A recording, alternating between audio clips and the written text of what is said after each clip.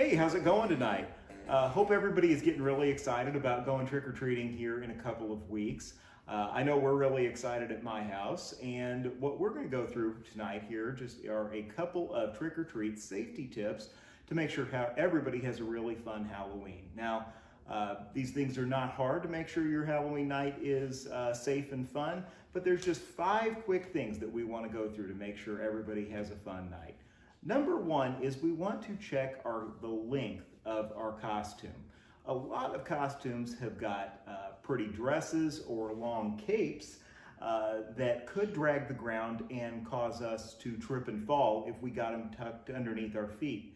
So we want to make sure that any kind of cape or any kind of long dress or any long dangling pieces on our costume are up high enough, probably not much lower than about knee level, so that we don't trip and fall on them whenever we go up and down porch steps and things like that.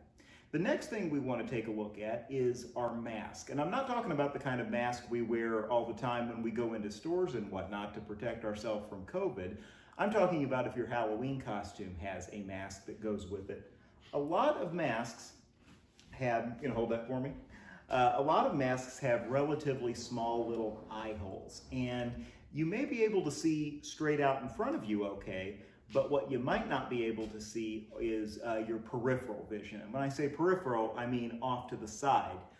So what we want to do is make sure that our eye holes on our masks are big enough so that we can see all around us. That may require that we give our mask to mom and dad and let them widen out the eye holes just a little bit. Now, speaking of mom and dad, whenever we are out collecting our candy, do we want to eat our candy when we're out collecting at night? No. No. We want to make sure we hold on to that and wait until we get home and let mom and dad have a quick chance to look through everything, make sure nothing's unwrapped, make sure everything looks okay to eat. So eat a nice big dinner before you head out so you're not hungry and don't want to get into your candy while you're out trick-or-treating. Whenever you are out collecting candy, there's going to be times probably that you need to cross the road in your neighborhood. And there's a couple things we probably need to do whenever we're crossing the road. What do you think we need to do? Hold an adult's hand and look both ways. Those are 2 great things to do. We want to hold mom or dad's hand whenever we cross the street, and we do want to look both ways. A couple other things you can do is make sure if one's available, cross at a crosswalk, and also try and cross under a street lamp. That can really help make sure cars and other people can see you. What we never, ever, ever want to do is if there's 2 cars parked on the side of the street, we don't want to walk out from between those 2 parked cars. Cars who are driving have a really hard time seeing you in between those 2 cars, and we don't want to step out in front of them. Now, the last thing I want to talk about tonight is something that all of my superhero fans out there who like Iron Man and Captain America and Wonder Woman, you're probably going to know what this term means. Does everybody know what the term invisible means? What's invisible mean? It means that you can't see anything. Means that you can't see the person. They're invisible. You can see right through them.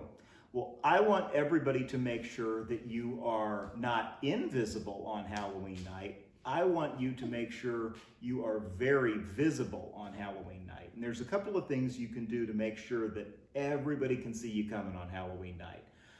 One of those would be to carry a flashlight with you. That's good for any group. Any family that's going out, make sure there's at least one flashlight in the group so you can see not only where you're going, but so others can see you coming. Another way to accomplish that is to wear one of these, one of our glow bracelets that we have available. These are available at all of the library branches, and we're working with a number of schools that you can pick these up from, and you just simply crack them, give them a little shake. Mine's green. See, yours is green, mine's red, and then that just goes right on your wrist like so. And that way, all of the cars can see you coming on Halloween night. Here's Daddy, here's... Oh, that's for me? Yeah, because it's really cool. Awesome, thank you. I can't really get it. That's okay. Well, that wraps up our safety tips for the night. And now I'm going to kick things over to Greg to take you on a quick tour of our ambulance. Then we're going to come back here by the fireplace in just a little bit and hear a not so spooky story. So thank you very much for joining us this evening for this. Hope you guys have a very happy Halloween. Hi there, my name's Greg Maddock. I'm a battalion chief with St. Charles County Ambulance District. Sorry we couldn't be here with you guys and show you the ambulance in person. However, with COVID, we will do a video of the tour of the ambulance. As you can see, it's a mini emergency room on wheels. Everything we do back here, pretty much we can do in an emergency room. We have our heart monitor right here. What this does, it allows me to look at the electrical activity of your heart. So we have a pumping activity and electrical activity. So this allows me to put stickers on your arms and your legs, and I can actually see the rhythm of your heart. Also, I can see how much oxygen's in your blood, how much carbon dioxide you're breathing out. So it monitors your breathing. So this is a very, very unique device that allows me to look at a lot when someone's having a heart attack, chest pain, having breathing difficulty, something like that. We have our red bag. We bring this in every house, on every call. Inside, we have all of our life-saving medications, IV start kits, things to help breathe for patients. And if someone's having difficulty breathing, we will hook up our oxygen tank that we store in the cabinet, and we have devices that will deliver the oxygen to.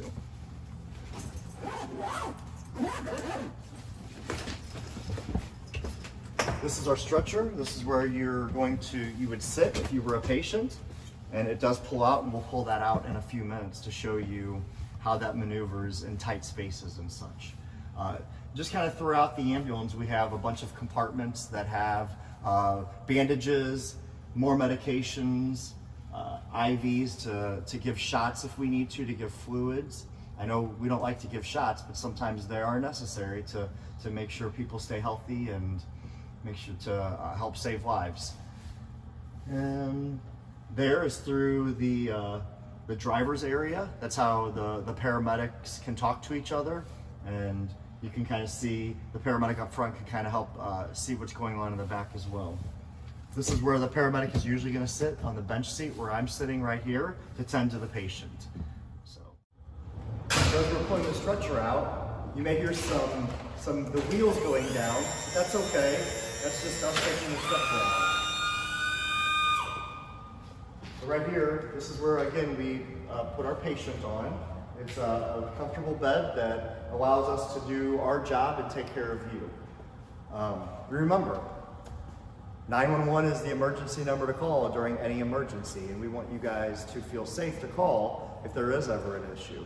Make sure you know your phone number, your home address, and what is going on. And don't be afraid to call 911. We're here to help. Whenever the paramedics, the firefighters, or the police officers show up, we're all here to help. And it's one number for all, 911. In the outside compartments, we have our protective gear that we have to wear on certain calls. So if there's a motor vehicle accident, we wear our coat, and we have pants that protect us from any glass, and we wear our helmets. We also have devices in here to extricate people out of the houses.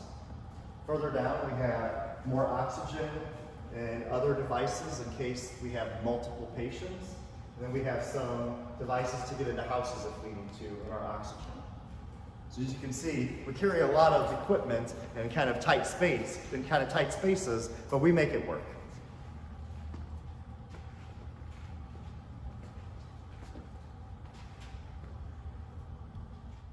All right, everyone, so now we're in the front of the ambulance. It's essentially a front of a van, but we have our computer screen that tells us what's going on with the patient and where we're going. We have a bunch of switches that turn on the different lights in the back. We have our radio, so we can talk to our dispatchers and they can tell us what's going on and where to go. But other than that, it's pretty much the same as mom or dad's car, front of the car. So here's our siren area, here's our emergency lights, and we have our gloves, we have our computer. We even have our iPad that allows us to talk to the physicians if we need to. So Now that we've checked all of our equipment, we're ready to go on a call. Who wants to go? Oh, and don't forget, sanitize. Remember, wash your hands when you can, but when you can't, use your sanitizer, hand sanitizer, to clean your hands, especially in today's environment. We want to make sure that we stay healthy. Well, that's all for our tour today. Next year, hopefully we'll see you guys in person. We're excited to get back out into the community and see all of our friends. One last thing before we go, we'll flip the lights on, but happy Halloween and be safe.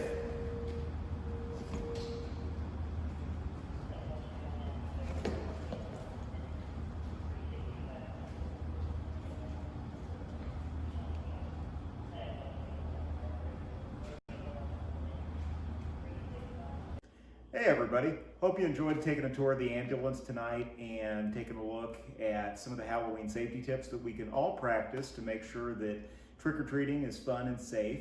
We thought we would finish things off tonight with a fun Halloween story, and the one that we're going to read is a favorite at my house. It is called Creepy Carrots, and it's a lot of fun. So let's go ahead and get it started here. Creepy Carrots. Jasper Rabbit had a passion for carrots, and the carrots that grew in Crackenhopper Field were the best. Fat, crisp, and free for the taking. He pulled some for a morning snack on the way to school. He yanked out a few on his way to Little League practice. He ripped them from the ground on his way home at night. Jasper couldn't get enough carrots. Until they started following him. He first noticed something strange after the big game against the East Valley Hares. Jasper was about to help himself to a victory snack when he heard it. The soft, sinister tunk, tunk, tunk of carrots creeping. He turned, but there was nothing there. Just my imagination, he thought, but he hopped a little faster. That night, as he was brushing his teeth, there they were! Jasper whipped around, but nothing. He laughed at himself, picked up his toothbrush off the floor, and went to bed, quickly. The next morning, he approached Crackenhopper Field slowly. He reached for 2 wild carrots. Nothing happened. He bit into one. Nothing happened. Creepy carrots. It was ridiculous. But when he arrived home that evening, "Mom! Mom!" Jasper screamed. "Creepy carrots in the shed!" His mom opened the door slowly. There weren't any carrots. Not even the regular kind. "There's no such thing as creepy carrots," Mom said, shaking her head. Later that night, as Jasper lay in bed, he heard it. Breathing. Terrible, carroty breathing. And there it was, on his wall! "Creepy carrots," he shouted. "Dad! Dad!" Dad thumped him to his bedroom and threw on the light. They searched under the bed. No creepy carrots. They looked through the closet. No creepy carrots. They opened the dresser drawers. No creepy carrots. "Just a bad dream, son," his dad said, shaking his head. "Now go to sleep." This wasn't going to happen. By the end of the week, Jasper was seeing creepy carrots creeping everywhere. Jasper knew his parents were wrong. Creepy carrots were real, and they were coming for him. But they couldn't get him if they couldn't get out. Jasper hatched a plan. The first thing on Saturday, he grabbed supplies and headed to Crackenhopper Field. See, he's doing some building here, it looks like. As the sun finally set across Crackenhopper Field, Jasper Rabbit smiled. On his way home, there was no tunk, tunk, tunk. There were no carrot-shaped shadows. His plan had worked. No creepy carrots would ever get out of that carrot patch again. He built an impressive fortress here. I don't know if you guys can see on the video, but there's a moat running around here with alligators in it. And as the sun finally set, the carrots of Crackenhopper Field cheered! Their creepy plan had worked. They were sure of it. Jasper Rabbit would never get into that carrot patch again. So, I hope you guys liked that one. And if you like Jasper Rabbit and seeing all the funny things he gets up to, check out the other Jasper Rabbit book called Creepy Pair of Underwear. I know the library has got both of these and has plenty of copies, so put in your request here before Halloween. Hope you guys have a happy and safe Halloween. Have fun trick-or-treating. Make sure your glow bracelets are on and collect lots of candy. Have a great night.